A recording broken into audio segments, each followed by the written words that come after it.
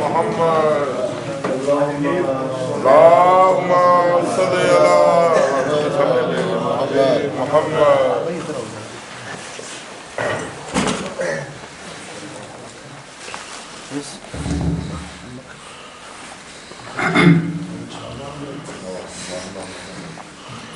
أعوذ بالله من الشيطان الرجيم. بسم الله الرحمن الرحيم. الحمد لله رب العالمين والصلاة والسلام على أشرف الأنبياء والمرسلين محمد وآله الطيبين الطاهرين المعصومين واللعن على أعدائهم أجمعين من عداوتهم إلى قيام يوم الدين. أما بعد فقد قال الله سبحانه وتعالى في كتابه المجيد والفرقان الحميد. بسم الله الرحمن الرحيم. ومن يعظم شعائر الله فإنها من تقوى القلوب. صدق الله العلي العظيم. السلام عليك يا أبا عبد الله وعلى الأرواح التي هلت بفنائك. عليك مني سلام الله أبدا ما بقيت وبقي الليل والنهار ولا جعله الله آخر العهد مني لزياراتكم. السلام على الحسين وعلى علي بن الحسين وعلى أولاد الحسين وعلى أصحاب الحسين لا سيما أبا الفضل العباس وعلي الأكبر صلوات اللهم صل على محمد وعلى محمد. Whilst you were reciting Ziyarat Ashura, you went into sajda and you asked for the shifa'at of Imam Hussain al-Islam on Yawm al-Warud, meaning on the Day of Judgment. Imam Jafar Sadiq al-Islam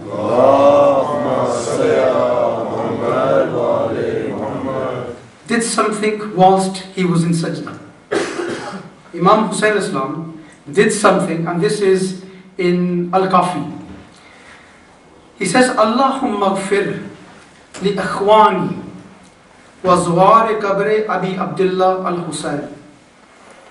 Whilst Imam Jafar Sadiq al-Islam was in sajda, he says, Oh Allah, the words are very, very powerful. He said, Oh Allah, forgive my brothers. Imam is calling those brothers وَزُوَارِ قَبْرِ Abi Abdullah al-Hussain. Those zuwars, those people who visit the qabr of Imam Hussain al-Islam. The word is not mu'mineen, ikhwani, my brothers. Imam Jafar Sadiq is calling those individuals who go to the qabr of Imam Hussain al-Islam. And this is for Yawm al-Qiyamah. Whoever goes to the qabr of Imam Hussain al-Islam, for Imam says, they are my brothers. This is a masoom calling the Zawars his brother. This is no mean status. It is one of the greatest status that an Imam can give to his follower. Imam doesn't call everybody his brother. This is, if you read the history of the Masumeen, they do not call every Shia his brother. They call certain individuals their brothers. Those who are muttaqi and pious or are faqih, mujtahids, they call them their brothers. But with regard to the Zawar, those who visit the qabr of Imam Hussain al-Islam, the Imam is saying, Ikhwani, my brothers. And Imam is praying in his sajda, may Allah forgive those. And the hadith goes on. It says the money that they spent doing the ziyarah, the money they spent, the change on their faces, the traveling and the pain and the suffering, and the changes they have in their face, may Allah lighten their face, may Allah shine their faces. Today's topic is regarding Azadaari. Rashmi phoned me and said, could you speak on Azadaari? I said, yes, I will speak on Azadaari. And one of the conditions I have is that time is something which always bound. When people say that you have an opportunity to speak, they give you a time limit. They say, well, you have 10, 15, 20 minutes. But things which need to be said are so powerful that it needs time for it to sink in. In order to understand Azadaari, there's two aspects. And the way I give my lectures, I try to give a message within that lecture. It's no good you going happy with yourselves, and we heard a really fantastic majlis or a good lecture. No, I want you to go back with a message. And the message is this. In order to understand Azadaari, you understand two aspects of Azadaari. One is the status of Azadaari, and the second is the purpose of Azadaari. There's two different aspects here. You can understand the status of Azadaari, and then perhaps you will not understand the purpose of Azadaari. In rhetoric, when we talk on a higher level, we say, is something the end? Is something the end? Meaning, is Azadaari the end? We do Azadaari, but is that the end? Or is it a means to an end? Those of you who understand English, you will understand this technicality. Sometimes there is an end itself, and sometimes there's a means to an end. Azadaari, I'm saying this with great responsibility, Azadaari itself is a means to an end. So that means we have to find out what the end is. We do Azadaari for a purpose then. It has a purpose. We've got to find out what the purpose is. So there's two aspects of understanding Azadaari. One is the status of Azadaari, and secondly, what is the purpose of Azadaari? We can understand what Azadaari is. We know what Azadaari is. But let me just give you some understanding of Azadaari. What is Azadaari? First of all, this is a hadith from Rasulullah sallallahu alaihi wasallam, which says, "Man baqa'ul Hussain, man baqa'ul Hussain, aw abqa, aw tabaka, wajabat lahul jannah." Let me now just translate that, what that means. Man baqa'ul Hussain means whoever cries for Imam Hussain al-Islam, aw abqa, or who makes other people cry, aw tabaka. And this is so interesting, this final, tabaka. Tabaka is that you're not crying, but you just make a face as though you're crying. Okay? So, if I cry, or make you cry, or those amongst you who make a face as though, or make a face as though you are crying, Rasulullah is saying, wajabat lahul jannah. Upon him is incumbent Jannah. If you can just understand the profound, the deep meaning of this, if you cry yourself, if you make others cry, or even if you make a face as though you are crying, wajabat lahul Jannah. Upon him is incumbent Jannah. Is Jannah so easy to gain? Just to make people cry, and then to cry yourself, or make a face as though you're crying. This is the goal of a ma'soom. It is a ma'soom who's saying this. Rasulullah himself is saying this. Upon him is Jannah. And I'll talk about this in the purpose, to understand what this really means. There's another hadith. This is again beautiful. It says, Inna liqatl al-Hussain hararatun fi qulub al-mu'minin la tabrdu abada. It means that the martyrdom of Imam Hussain al-Islam, it creates a heat, a warmth in your hearts, la tabrdu abada, which will never ever extinguish. So this is a mu'jiza itself, because Rasulullah is predicting that in every heart of a moment there will be this heat which has been created after the martyrdom, or even before the martyrdom, of Imam Hussain al-Islam, which will never subside. So in every moment, doesn't matter where you live in the world, whenever Muharram comes, whenever the name of Imam Hussain is mentioned, you have this pain. And we all pray that may Allah increase this. We say love, but actually we're asking Allah, can Allah increase this pain that we have for Imam Hussain Islam? That is a prayer that you will not even ask for your dead father. Your dead father may have fought recently, but you will not say, Allah make me remember my father and make the pain that I had the day he died to exist in my heart. No. This is how humans act. When somebody dies, they forget him. But this dua of Rasulullah will remain forever.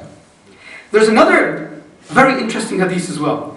It's mentioned in many books. The book that I read is Nafs al-Mahmoom.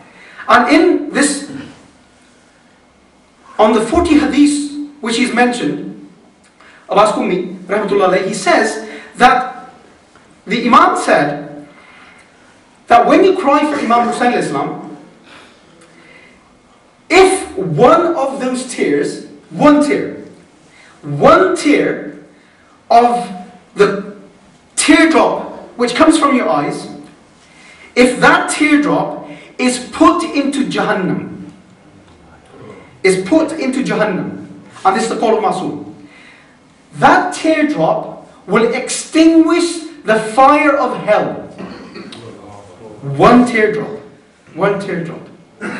which comes in remembrance of Imam Hussain Islam, that teardrop will extinguish the fire of Jahannam, of hell.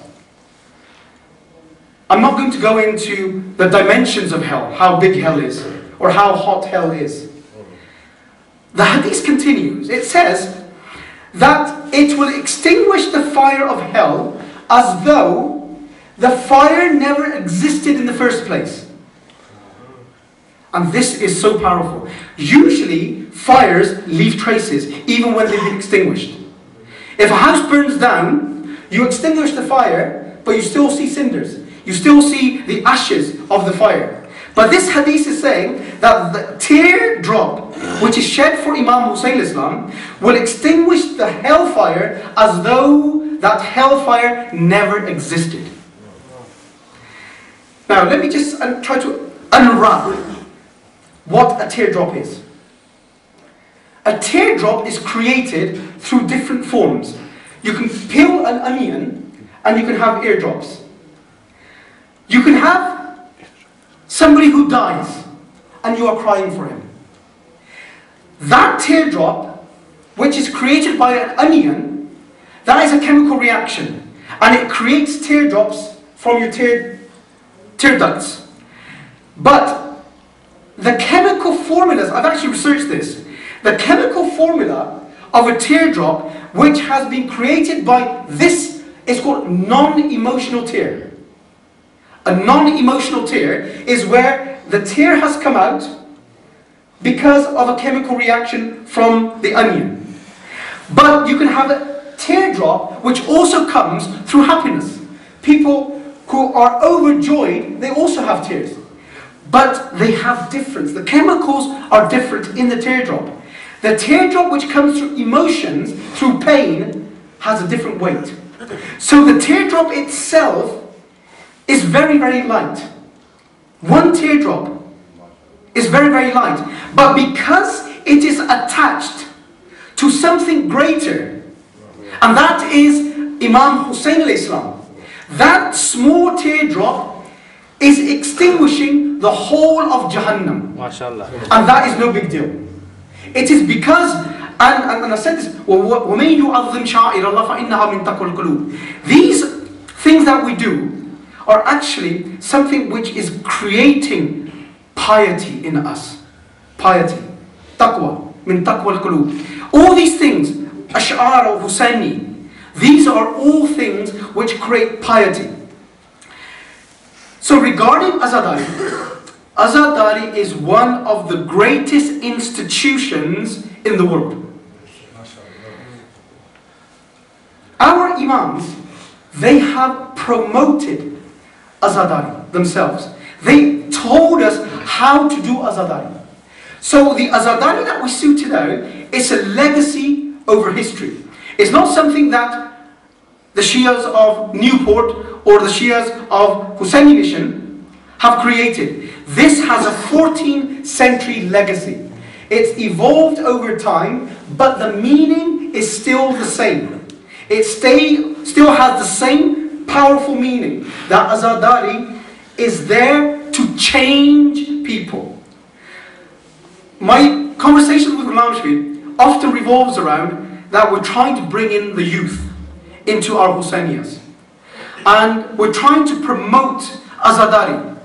And I've always supported him. I said, Azadaari, it's a means to an end.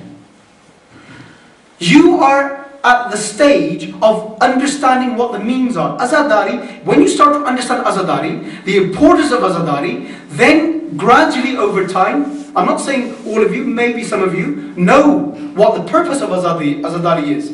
And some of you, alhamdulillah, have become pious Mu'mins. And inshallah, all of you, inshallah, over the course of time will. Now let's just look at the purpose of Azadaari. I said Azadaari itself is a means to an end. So in order to understand the purpose of Azadaari, there must be a bigger reason why we do Azadaari then. So Azadaari itself is not the entire end. It's a means to an end. So what is the bigger purpose? In order to understand this, I need to go into some aspects of history in order to understand why Azadaari was such an important movement in history in order to change people. I'll ask for a few minutes on this, and sometimes lecturers in Majlis often miss this because they don't have the time to. But because we're dealing with Azadaari, I need to mention this. Both from my own research and also from researches which has been done by other people on a very academic level, they all decided, even Christians, Orientalists have decided that in early Islam, at the very beginning of Islam, there existed a concept, and this is very, very important to understand. There existed a concept that the very first rulers, there existed a concept in early Islam which said that the rulers were also, I'll explain the word afterwards, the rulers were also the legislators. Now let me explain what I mean by this. In early Islam, whatever the Khalifa did, it was accepted as part of Islam. And this was the mindset of the early Muslims and the people who converted to Islam afterwards. That anybody who was a ruler of the Muslim Ummah was also not the executive. The executive are the people who implement the laws. So you have the legislator and then you have the executive. These people were meant to be executive and not legislators. But what happened, these people, and I say this openly, that the first three Khalifas, they were not just Khalifas in the sense of them ruling the Muslim Ummah, they themselves considered themselves as the legislators. And this is why the second Khalifa, Umar ibn Khattab, he changed Islam so much, that when Mawla Ali came to Kufa, he wanted to stop the Travi. He wanted to stop the Travi during Ramadan. He is the Khalifatul Muslimin, Mawla Ali, in Kufa. And he is trying to stop what? The Travi. He is a Khalifa himself. But because this had been going on for 25 years, the people said, no, we're not going to stop this. We have become used to Travi.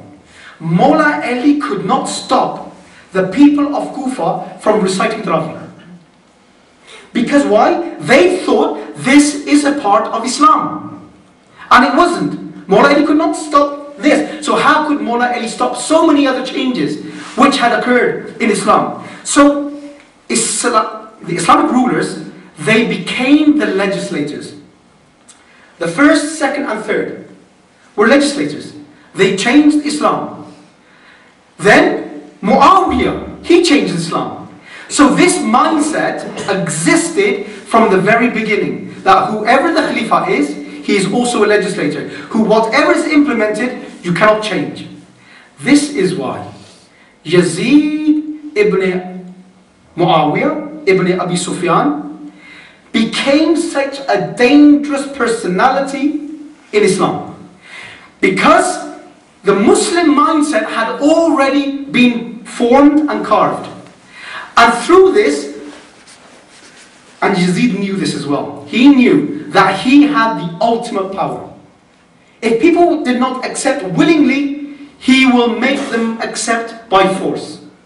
So Imam Hussein Islam, his qiyam, his rising up against Yazid, was actually rising up against Muawiyah, against Usman, against Umar, and against Abu Bakr. This is the crunch.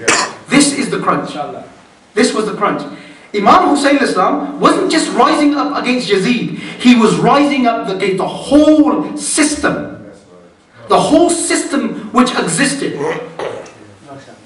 So 50 years from the death of Rasulullah up until time of the death of Muawiyah is only 50 years. And I often ask this question to some of the audiences. And the Sunnis also say that Yazid was changing Islam. He was doing so many bad things. He was playing with monkeys. He was such a bad man. My question is, if Muawiyah died on the 22nd of Rajab, on the 22nd of Rajab, Imam Hussein Islam leaves on the 28th of Rajab, 6 days after. Did Imam Hussein Islam, we can say that he did, but did the general public know that Yazid was doing all these bad things within 6 days? The Sunnis, they cannot answer this question. It's a complex question. How did the people know that Yazid was such a bad man in 6 days? Do you really want to know something about Yazid as well? Let me just tell you. I wasn't going to talk about this, but this is important as well. Yazid himself, you will not have heard this. In order to understand what was going on in Damascus city, the city of Muawiyah, I'm not going to go into great depths, which I can, because I've studied this in my own sort of university work. I had access to a book, and in this book, it's written by Ibn Usabiyah, and it talks about the time of Muawiyah. There, I don't know if anybody is a pharmacist here, but if you are a pharmacist, there is a tool that you use. It's a tube, which is for creating toxic chemicals, or its way of making chemicals. Each chemical evaporates at a different temperature, and you can cool it at a certain place in that tube, and it becomes very, very powerful. We hear this all the time, that Imam Hassan was poisoned. We also hear that other people were poisoned during the time of Muawiyah. Maliki Ashtar was poisoned. These people were poisoned. And we also hear that Imam Ali's sword, which was used to hit Imam Ali, Abdurrahman ibn Muljam, this sword was also dipped in poison. The question is, where did this poison come from? All this poison. And this is not just mentioned in Islamic history. Both European historians have mentioned this in their books. They have said that Muawiyah had an individual called Ibn Uthal. He was one of the most prolific toxicologists in the time of Muawiyah. And in this book, it said that Muawiyah would consult him laylan wa nahar, day and night. He would consult him. And he is the one who made the poison. And the interesting thing is that he was a Christian. He's a Christian. He is a Christian. Then there's another individual called Aqtal, Ghiyas al-Aqtal. He was the poet, the official poet of Muawiyah. He was also a Christian. Then the chief treasurer of Muawiyah, his name is, and this is mentioned in history books, Sarjun. Sarjun, and he's also a part of the narrative, the story of Karbala, because he's the one who advised Yazid ibn Muawiyah. He was a Christian. And his son, this Sarjun's son, has written a book in, not just outside of Damascus, he wrote a book against Islam. His name is called John of Damascus, Yohanna Dimishki. He wrote a book against Islam. And in this book, he wrote that there was no revelation. He wrote in this book, there was no revelation. Rasulullah did all this just for enjoyment and just to gain power. He was also a Christian. You have all these people around Muawiyah who are Christian. Then you also have Yazid's mother, Maysoon. She is also, who? A Christian. There is nothing but Christianity in the courtyard of Muawiyah. Yazid, it says in one of the books, Yazid used to drink with this poet, Al-Abtal, and they used to have drinking parties with these Christians. And this was happening in Damascus, in the courtyard of Muawiyah. He's seen these individuals, all Christians, drinking. And Yazid used to drink with these people. So this is the background of Yazid. And when the Qafla came to Karbala, from Karbala to Sham, Yazid had said to Sayyidina Zainab Salaam alayha, he said, there was no revelation. There was no revelation. You Bani Hashim did all this for power. And these very words still exist today in his book of John of Damascus. It's still available. It's written in, I think, Aramaic, the ancient language, but it's been translated. So let's now look at the purpose of Azadaari. Imam Hussain al-Islam sacrificed everything for a cause. The cause was Islam itself. That people had to realize what Islam was. Everything could be sacrificed for Islam. Islam could not be sacrificed for anything else. So the cause that Imam Hussain was trying to promote is that you have to live, even as individuals, without looking towards the governments for leadership. You have to look to yourself as individuals. And Azadaari is something which should ignite something in your hearts. And you should be able to take something which Azadaari is trying to give you. Azadaari is giving you a message. And that message is that you have to become pious.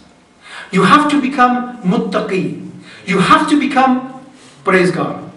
If you are not doing that, then Azadaari is not really touching you.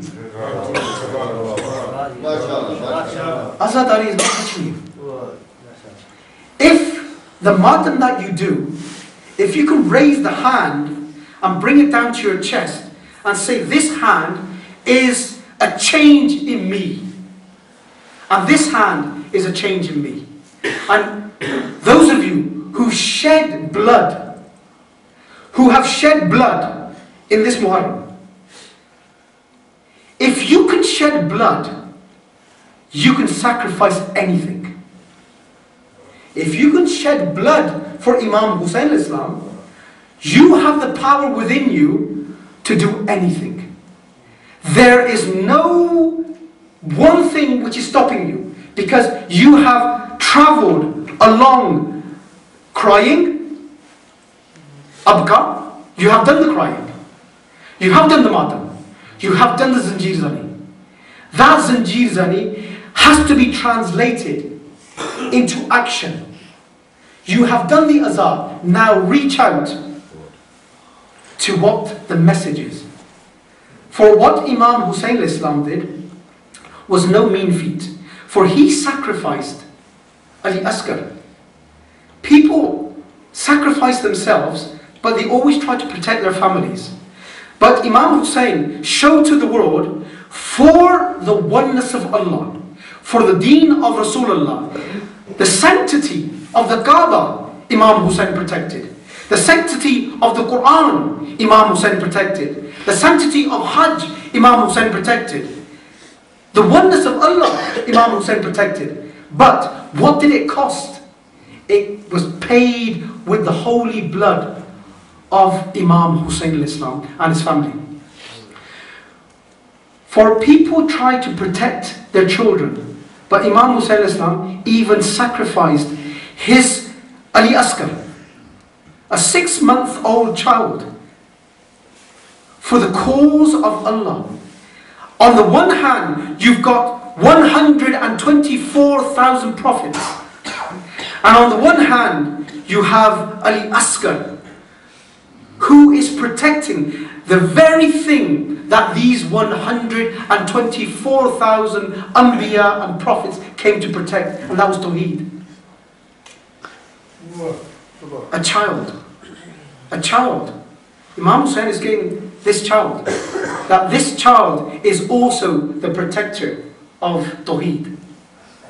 I think I've gone over my time. ربنا تقبل منا إنك أنت السميع